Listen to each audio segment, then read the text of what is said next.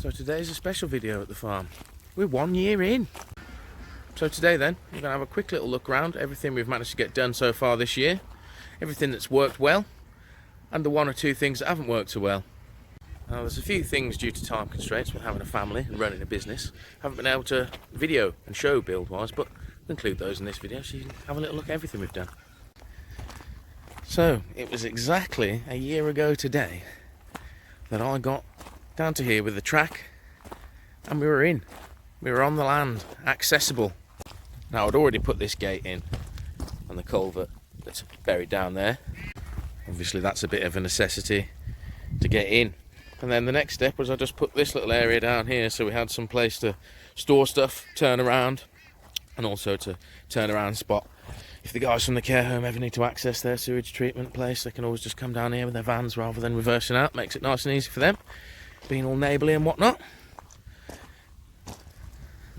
The next thing I did was finish off the track to where we've got all the sheds and whatnot.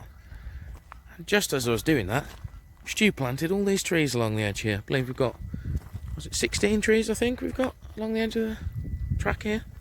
All different types of fruit tree. We've got nectarines, pears, apples, cherries I think as well. Lots of different trees. A couple of years time, lots of different fruits. Now as you can see we've got the ducks in, and the duck pen is going to continue all the way around the edge of these trees so we can espalier the trees along this fence eventually, and it should all look very pretty. Now as soon as we were able to get down here with the van, we started condensing all of the stuff from our old rented places into storage here. Now we've already used a vast amount of this on building our sheds and whatnot wood wise, but yeah, this is all the other bits and pieces we've got left at this end. We've got concrete fence posts, hundreds of slabs, and then we've got more bricks, fence posts, lots of fence posts, pallets, lots of plastic sheeting, covers, lino, totes, fish tank filters, chicken feeders, manhole covers. Let's just say I've got a little bit of a problem with throwing stuff away. I've pretty much kept everything I've ever bought over the last sort of 8 years of doing small scale farming like this. Saved us quite a few pounds over the last year when we've been building things, and we've still got a lot of stuff to make things. So as we were moving stuff here, had this put up to house our chickens in. Had it put in by some professional people, and yeah, they did a really nice job. As you can see, I did the doors. Then I went ahead and got our container moved here. So we had a nice solid place and secure place to store everything whilst we were finishing fencing and whatnot, doing gates. Now, I think most of you will have seen the pallet shed build video.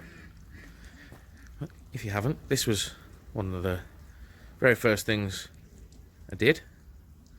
And yeah, surviving great so far. So a couple of weeks after I did the pallet shed, I threw this on because we needed an outside area under cover to be doing things, as well as to put the tractor during the worst winter months. As you can see, this is all just scrap boards. I just bought some new 4.8 metre long timbers to do the roof. It's just got a bit of straw and a bit of compost up there. Doesn't need to be very strong, but it does the job exceedingly well, and it survived pretty high winds as well. We also got in all of our main chicken infrastructure, which enables us to operate our main business as free range egg producers. Now, as you can see, got a big feed silo here for our bulk delivery. Got our egg packing shed over here. This is where we pack and grade all of our eggs. Now on top of our pallet shed we have some solar panels and our internet.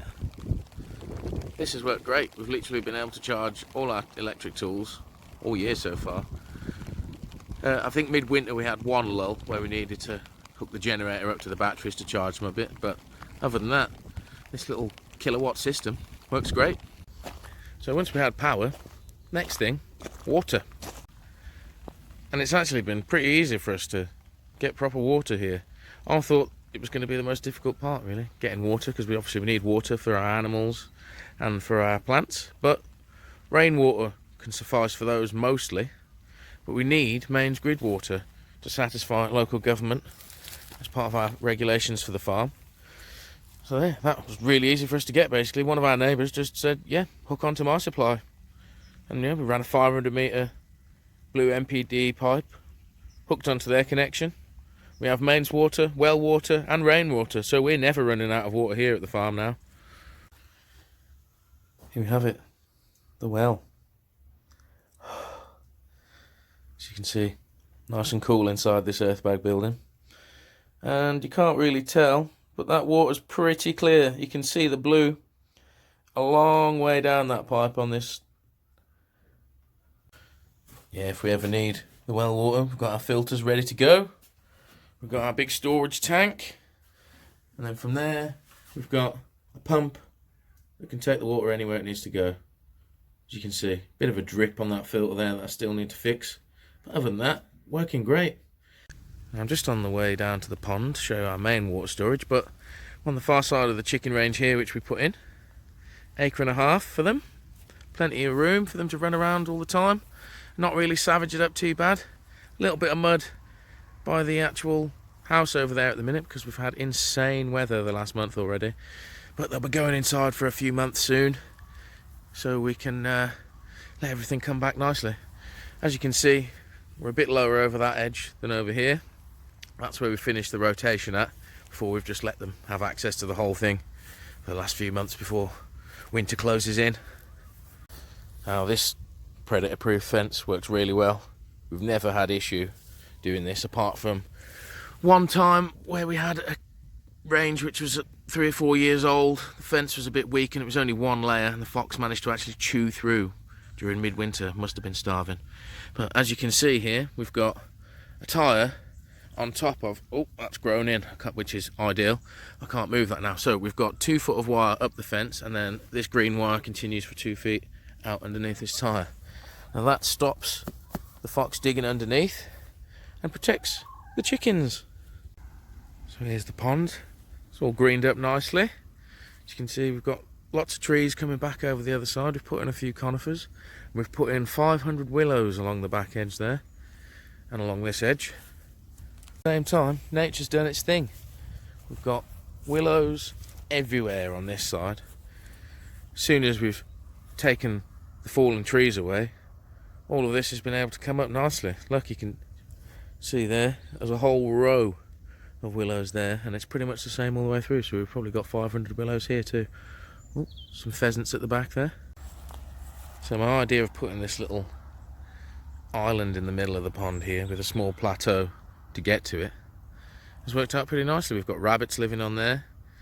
The pheasants are on here calling all the time. We get the herons sitting around the edge waiting for the frogs and stuff in the pond. It's turning into a nice little nature reserve down here, as well as obviously we've got thousands and thousands of litres of backup water if we need it. Now with the summer we've just had and the one we had previously, they've both been super hot.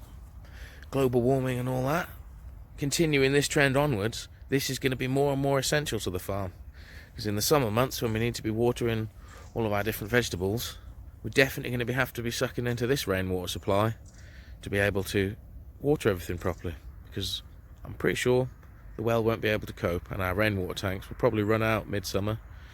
They've started to run out a little bit this summer, and we're only watering a small garden, so we shall see. Over here then we've got a little polytunnel I made. Literally these take an afternoon to make. We've probably got to put 1 or 2 more of these in, because this one's for leafy greens. Probably need one for microgreens and one for just pure salad mix as well. Because this one probably be some live herbs in there as well, a bit of basil, coriander, that sort of thing. And then we've also got the Offgrid Toilet working now. Just got the inside to finish off with plasterboard and tiles and a proper lino and whatnot. But the septic tank is all plumbed in and working. Toilet's plumbed in and working. So yeah, we now have a Offgrid Toilet too. So that's everything we've managed to get done this year so far. We've got a fair bit done. Still got a few bits and pieces to get done before we can get the veg going properly in the spring, but other than that, we're ready to rock and roll. We're back at full production. So 3 years worth of infrastructure condensed down onto our own land in less than 1 year, as well as moving everything here. Done an alright job at that, I'd say. Right then, let's see what we can get done next year. Until next time, bye bye.